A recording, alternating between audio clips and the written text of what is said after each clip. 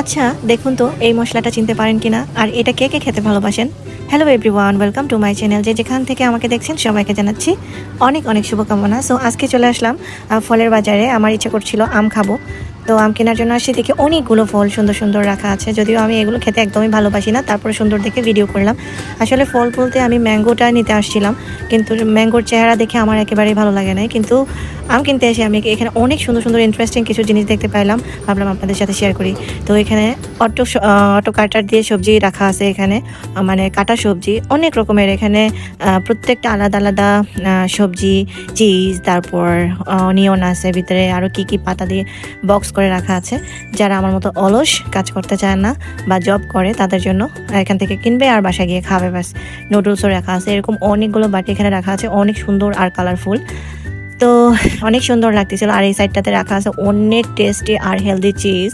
আর প্রত্যেকটা যে মোজারেলা থেকে শুরু করে দেশি বিদেশি অনেক ব্র্যান্ডের চিজ এখানে রাখা আছে। আর প্রত্যেকটা চিজ, এই যে হাতে যেটা দেখতে পাইতেছেন, এইটা ছোট্ট এক টুকরা চিজের দাম হচ্ছে একদিন আর 200 পয়সার উপরে, মানে 400-450 টাকার উপরে। তারপরে আরেকটা মজার পার্ট, আমি ইউটিউবে প্রায় সময় দেখতাম যে কিছু মানুষ যারা মানে কোরিয়াতে বা আফ্রিকাতে থাকে, তারা এগুলোকে খায় আর ইউটিউবে ভিডিও ছাড়তো। এটাকে বলে ছামখিরাম, আর রাইস আছে এখানে। তারপরে তো এগুলো এই যে সবজিগুলো, এগুলো পানিতে দিলে এগুলো আবার কাঁচা হয়ে যায়। তো অনেক ব্র্যান্ডের ছামখিরাম এখানে রাখা আছে।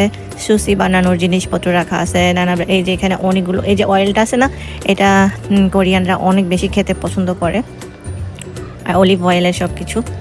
আর এই যে আমি খুঁজতেছিলাম হচ্ছে স্বাদ ম্যাজিক, যেটা এখনো পর্যন্ত পাই নাই। তো এখানে দেখতেছি অনেক সুন্দর সুন্দর রোজ ওয়াটার রাখা আছে। এটা বিশেষ করে যারা খাবারের সাথে খায় তারা খায়।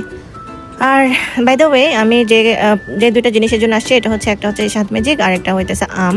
তো স্বাদ ম্যাজিকটা আসলে যেখান থেকে পাইছি ওখানে খুব বড় বড় নাম করে লেখা আছে যে প্রত্যেক পার্সন একটা করে মানে স্টক নিতে পারবে, মানে একটা, মানে এই যে পুরোটা দেখতে পাইতেছেন। তো আমি আর তনু সিদ্ধান্ত নিলাম যে তুমি একটা নাও, আমি একটা নাও, কারণ আমি যদি একা দুইটা নেই তাহলে দেবে না। একদম স্বাদ ম্যাজিক হয়ে গেছে গোল্ডের মতো এখানে, যেহেতু আবার ইরান বন্ধ করে দিছে মানে শিপমেন্ট, এই জন্য। এরপরে আমরা নিয়ে নিলাম অফিসের জন্য কিছু স্ন্যাক্স।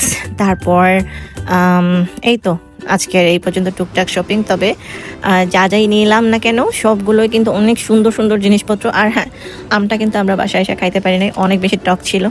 পুরাই আমার একদিন আর 500 পয়সা নষ্ট। সবাই ভালো থাকেন, সুস্থ থাকেন, bye bye, tata, good night.